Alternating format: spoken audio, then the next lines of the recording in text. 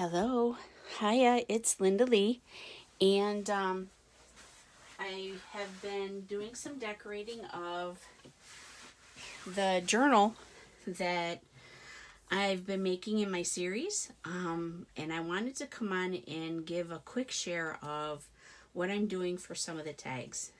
Sorry, I just helped my mom carrying groceries, so I'm a little winded.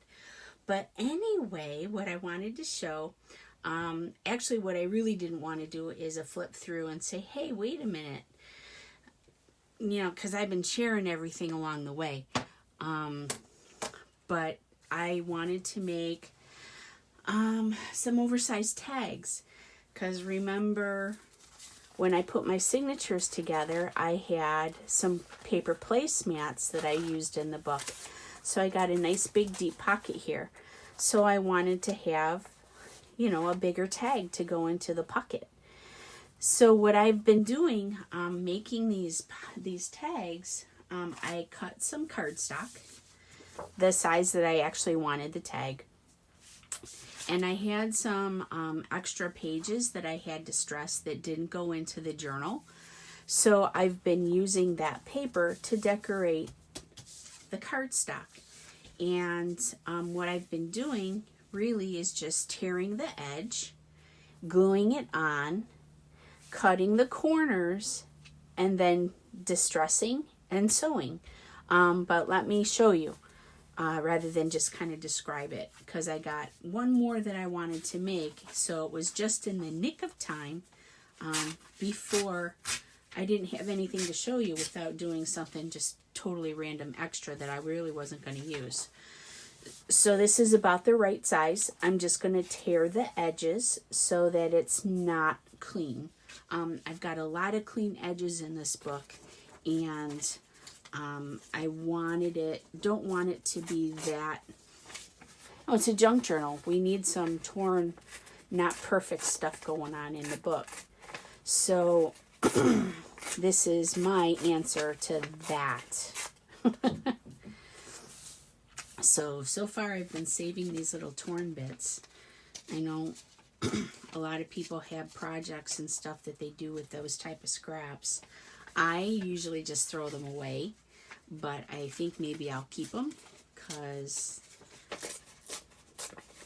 it'll give me something to kind of think a little outside the box for another something.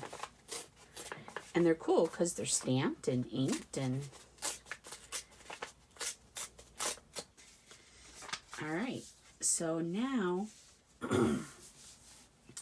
this here, it's just a little smaller, and I got some edges that are showing, which is fine. Let's actually just take off a little bit more right here. So there's a little more edge. It's kind of fat on the top, so all I've been doing is taking a glue stick and just kind of scribbling with my glue stick in the middle to get it down, because I'm going to sew it anyway. So scribble and scribble. Okay. Now I do the same thing for the other side. The only thing you want to do is make sure that you have the top of your papers both facing the right way, so that way you don't have some upside down text, if you didn't want to anyway. So I'm just going to tear here again.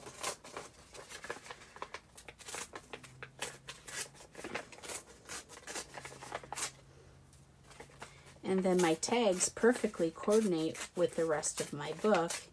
And when I do the more specific decorating, I've got the same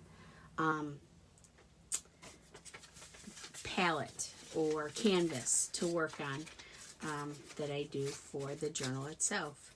Now I'm going to probably do a few collage pieces of paper to do some like corner tucks and stuff like that.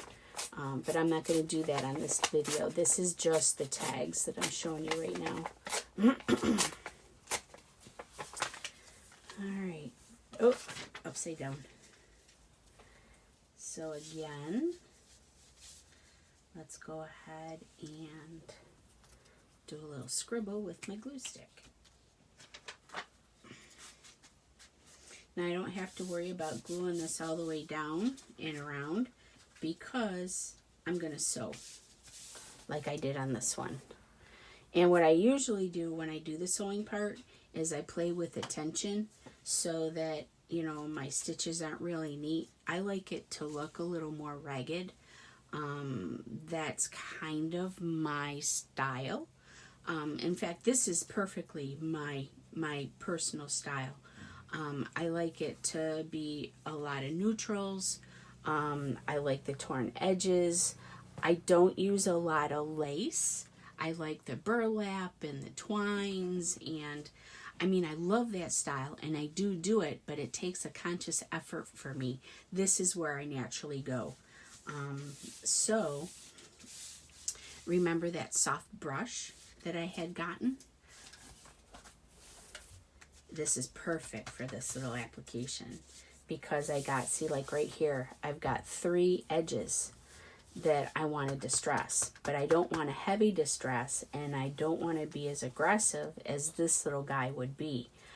So otherwise I'd have to distress every single layer individually, but this hits all 3 for me all at the same time. Now if I wanted a darker edge, yeah, I'll go to the other little bit, you know, this thing here. But for this, I don't really want that. I just want it to be, you know, worn looking.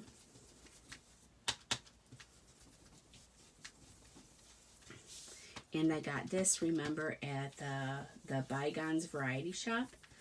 She sells a whole set there. So I have a couple of different sizes that I use for the different color inks I have. That way I don't have to worry about cleaning it. But it does come with a little cleaner, so that if you wanted to rinse it free of, you know, the previous dye. In fact, this is what it looks like. Just like a makeup brush. So you put soap on it, scrub it, rinse it, let it dry. But this is perfect because now all my little edges, without doing any kind of damage, have some distressing. So now I'll do the other side so that I can finish this one up completely. Oop. I'm not going to do the sewing part only because the sewing machine is under the table that I'm sitting at here, and it's not really set up for optimal viewing, you know, on the camera. But we all know how to do the sewing. I just kind of wanted to show you how I got to at least up to that point.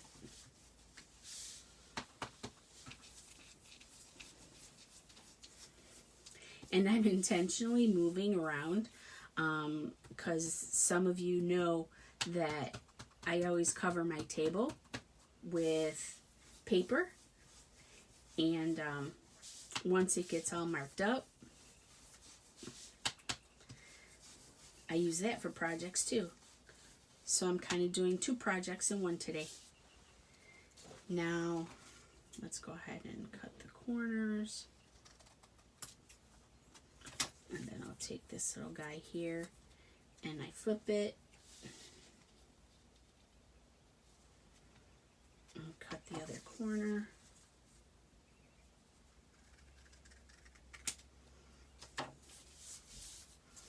Okay, so here is my tag. That's all there is to it. And then I sew it. And then I poked a hole and used my little circles, you know, the hole reinforcers. And I did use this to color those though.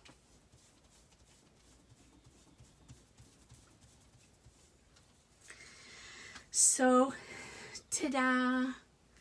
I didn't want to just come on and have them done, because I know a couple of you are kind of following, and, you know, I wanted to make sure you saw this. So thank you for spending a few minutes with me today, and I will see you in the next video. Take care, my friends.